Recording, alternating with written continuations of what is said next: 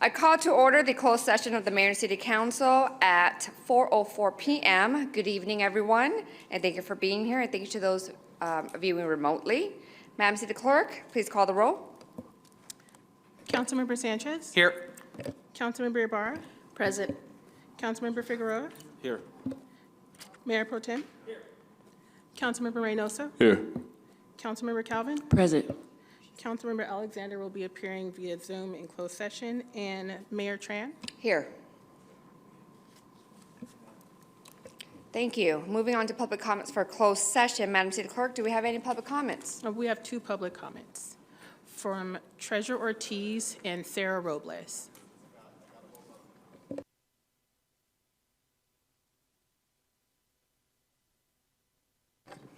Good evening, Mayor and Council. So tonight in front of you, you have a packet of all public records speaking to what happened with Steve Kerrigan. Now, you put out a completely false report with fake dates and public comments against me, Ricky Van Johnson, and Councilwoman Calvin. But what the truth shows is that Steve Kerrigan was in trouble in Salinas, that Frank Rojas was the recruiter for Salinas, and that's why he knew to come and apply to the city of San Bernardino.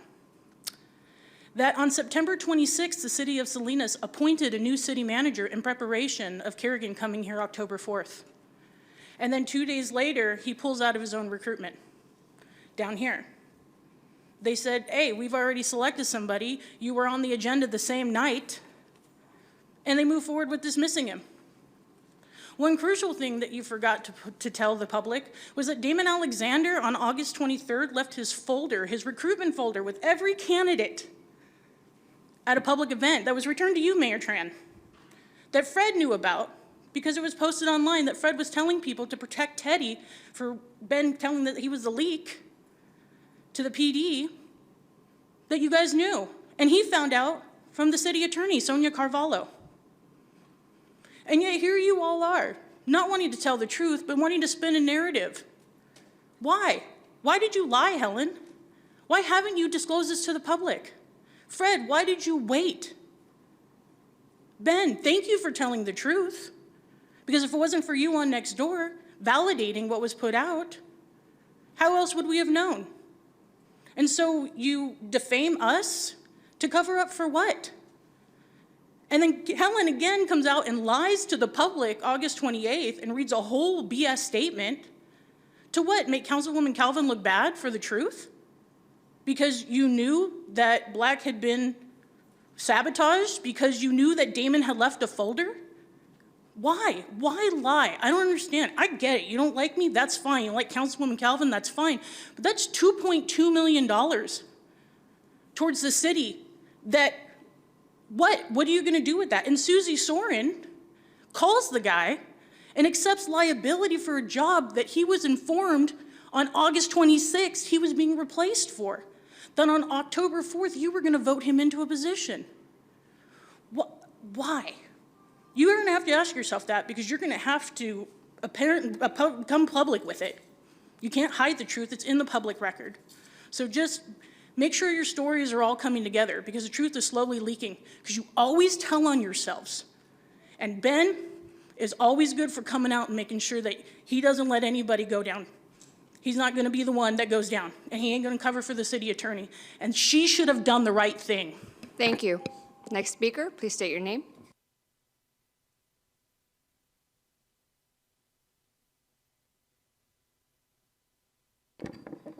Sarah. Good afternoon. This is really troubling hearing what Treasurer has to say here. I have started following her, and I do my best to do my own research and that sort of thing. So it's coming from the most impartial point of view. But I have followed her. There's various methods to follow her: Facebook, Instagram, YouTube.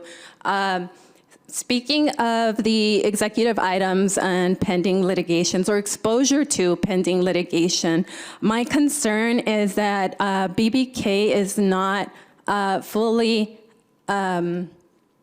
taking or protecting the city of San Bernardino. They continue to expose us to liability. Treasurer just mentioned Susie's indication that we were at fault for Kerrigan's suit, pretty much.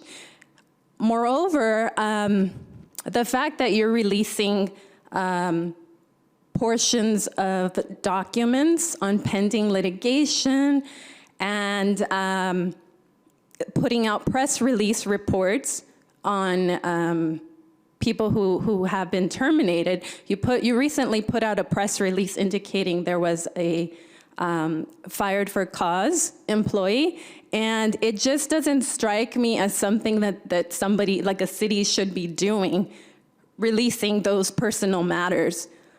I've emailed you, I've urged you guys to kind of help me out in this situation as the legislative body. I hear nothing from anybody. Sonia's copied on the same emails. Just last week, there was a State of the City address, and your public meeting is agendized for 5:45, and the entrance is at 5:50. So I'm not sure how you can explain that, Mayor Helen, because you are directly obstructing the public from attending those meetings.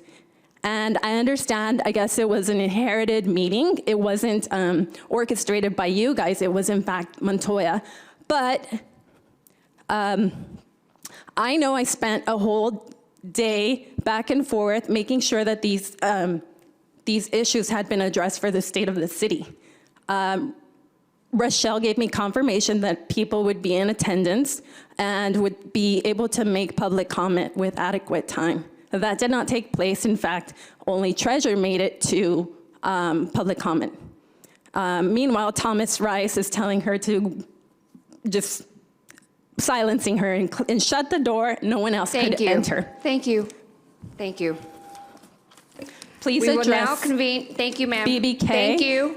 And Your time's up. Thank you. please consider- Thank you. Thank you, ma'am. Thank you. Thank you. We will now convene to closed session at 4:11 p.m. Thank you.